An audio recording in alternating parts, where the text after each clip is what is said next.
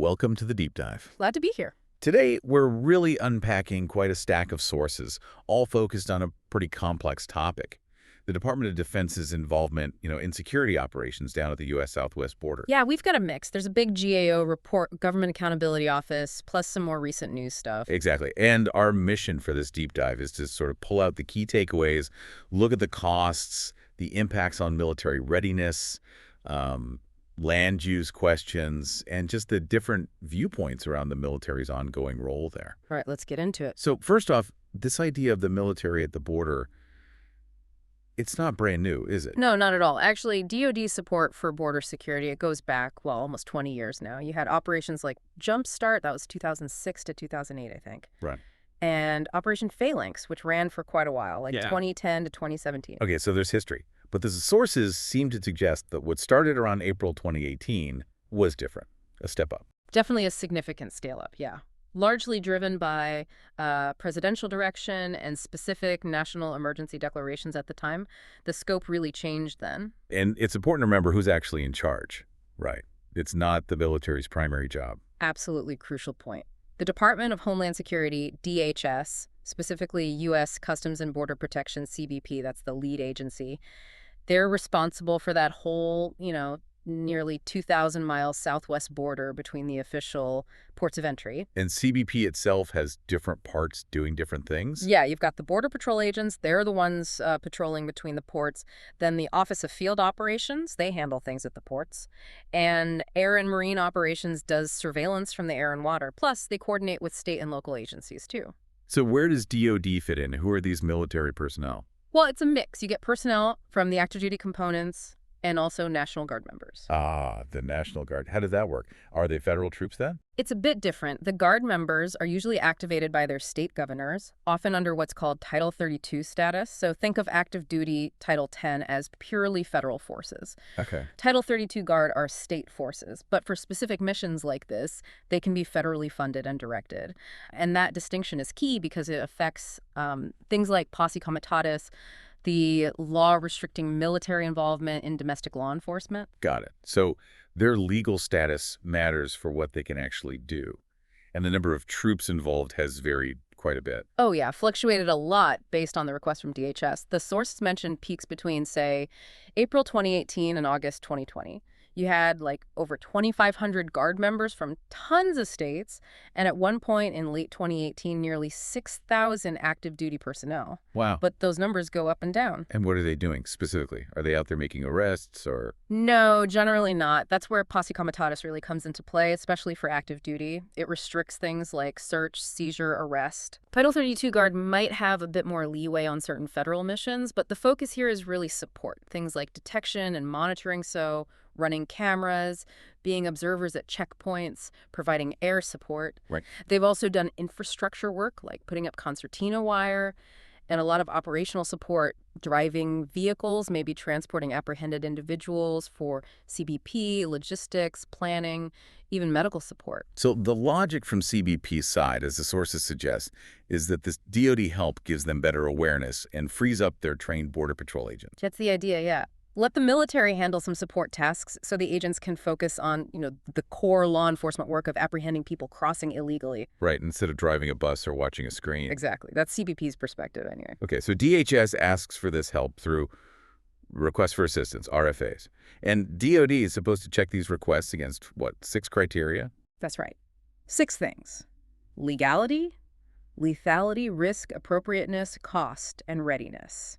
The GAO report really zoomed in on 4 specific requests from 2018 and 2019 to see how DoD did that evaluation. And what did they find? Did DoD check all the boxes? Well, the GAO found they fully evaluated 4 of them. Legality, making sure they had the authority, understanding posse comitatus, the Title 32 differences for the Guard, lethality, looking at potential use of force.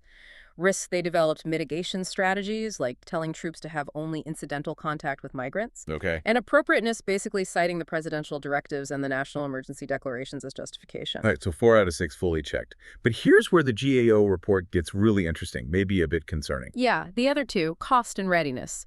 GAO found DoD only partially evaluated those. Let's tackle cost first. Partially evaluate. What does that mean? It means the cost estimates DoD came up with for these missions were, well, the GAO called them rough and not reliable. Not reliable. Yeah. They didn't consistently meet the basic characteristics you'd want for a reliable estimate, like being comprehensive, accurate, well-documented, credible.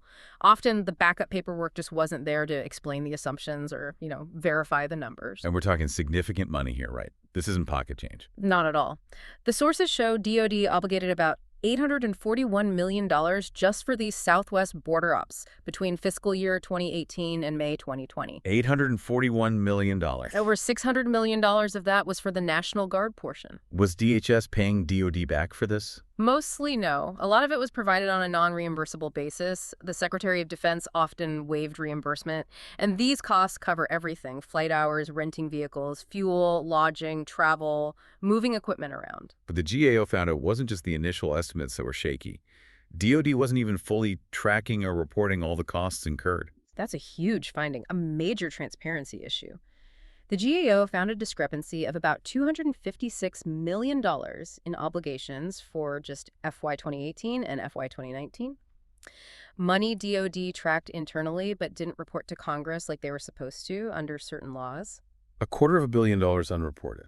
How does that happen? The report suggests it was partly inconsistent guidance on what exactly counted as a border support cost. Things like support from nearby DoD bases or work the Army Corps of Engineers did on the border barrier sometimes didn't make it into the official border mission tally. Even some benefits for Guard personnel weren't always tracked consistently. There were stories about Guard members initially having to pay out of pocket for travel to training or lodging over drill weekends because the rules around benefits under Title 32, like GI Bill eligibility, were kind of murky at first. And other sources mention money being moved around from other military needs. Yeah, there was one specific report about the Pentagon diverting $1 billion with a B from Army barracks funding to help pay for the border mission that really suggests, a financial strain impacting other areas. $1 billion from barracks. Wow. And even more recently, reporting from early 2025 mentioned another $376 million spent on what a Northcom general called new border ops, expecting them to last years, not months. So the spending continues. So if we sum up the cost picture, what does it look like? Well, you've got huge sums obligated, initial estimates that weren't reliable, a big chunk of spending not reported to Congress, potential impacts on funding for other military priorities like housing and training. And this is all while DHS is saying they expect to need this level of support for years to come because they can't hire enough people themselves. Exactly. It paints a picture of significant ongoing financial commitment with some serious questions about oversight and transparency. Okay, costs are a big concern. What about the other area GAO said was only partially evaluated: military readiness? Right, readiness.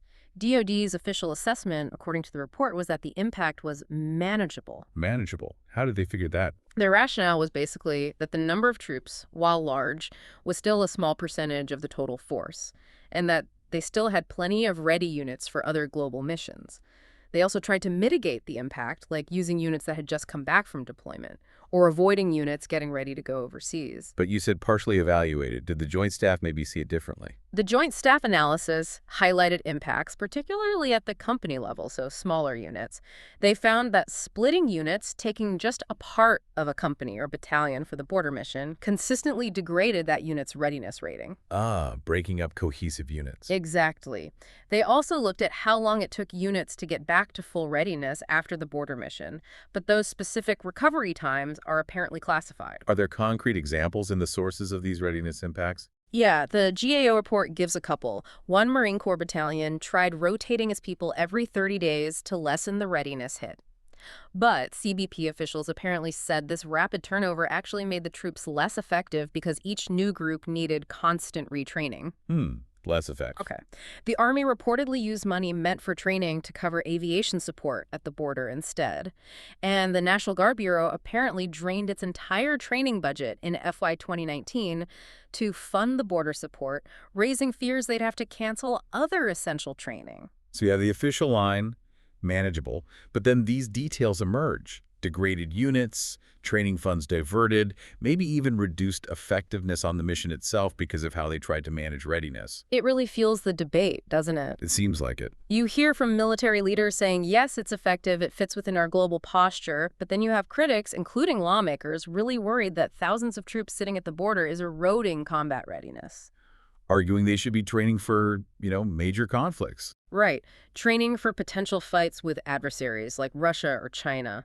There was even a quote attributed to a former National Guard chief saying the border mission offered no military training value for their core warfighting skills. That's a pretty stark assessment. It really highlights the tension. Hmm. Is this mission a valid use of military resources, or is it detracting from their primary purpose? Okay, let's shift gears a bit. There was also more recent reporting from May 2025 about land use along the border. What's going on there? Yeah, this is a significant development. It involves transferring management of thousands of acres of federal land right along the border to the Department of Defense. What land is this?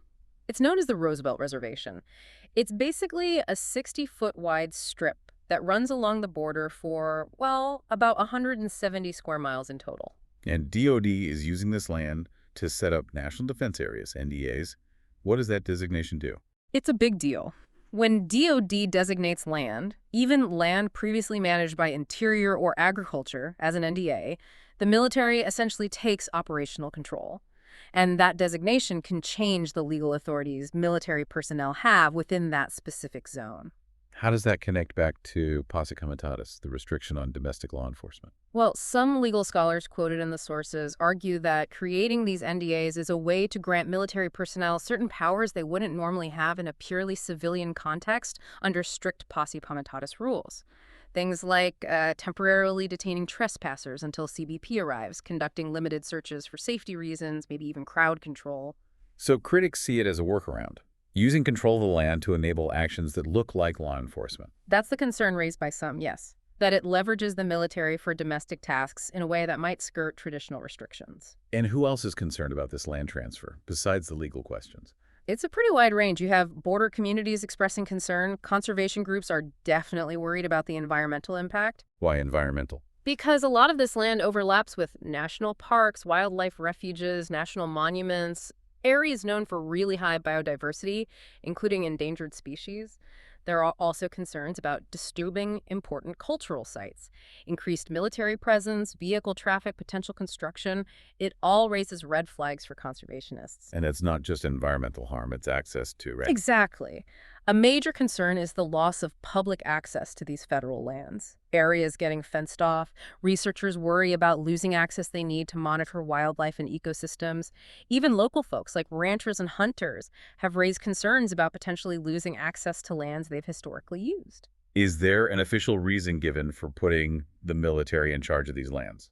The Department of the Interior's rationale, according to the reporting, was that military management could actually help protect sensitive ecological areas by deterring unauthorized crossings and the damage caused by unregulated foot and vehicle traffic from migrants or smugglers. An interesting counterargument. It is. And the Army has stated they'd evaluate access requests case by case and try to mark sensitive environmental spots as restricted areas to be avoided during operations if possible. So it's another complex layer. Security versus environment versus access versus legal authority. Absolutely. Really fundamental questions about how these unique borderlands should be managed long term. Okay, let's circle back to that GAO report one more time. It also talked about problems with how DoD and DHS actually work together on this mission. Yes, a key finding was that despite years of collaboration, DoD and DHS had never actually defined a common outcome for DoD's support. They didn't have a shared goal or end state. No shared definition of success. That seems basic. You'd think so. And it apparently led to real disagreement about the purpose of their joint planning efforts. DHS saw the planning team as focused on the immediate security and humanitarian crisis, as they termed it. Okay. But DoD's stated goal, especially long-term, was different. They wanted to help DHS build up its own capacity so DHS would need less DoD support over time. Two different objectives, really. Pretty distinct goals, yeah. And they weren't aligned. And DHS, based on the sources, doesn't see that reduced reliance happening soon. Not at all. DHS officials were anticipating needing DoD support at the current levels for at least another 3 to 5 years. They point to their own ongoing struggles with recruiting and retaining law enforcement officers. It's a tough hiring market, competing with the military itself and other agencies. So when the GAO recommended that DoD and DHS actually sit down and define a common outcome for support beyond fiscal year 2021, what was DoD's response? DoD didn't agree with the recommendation. They didn't. Why not?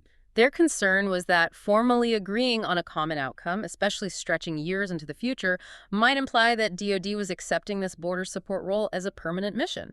And they've consistently maintained that border security is not their core, enduring responsibility. But the GAO pushed back on that, didn't they?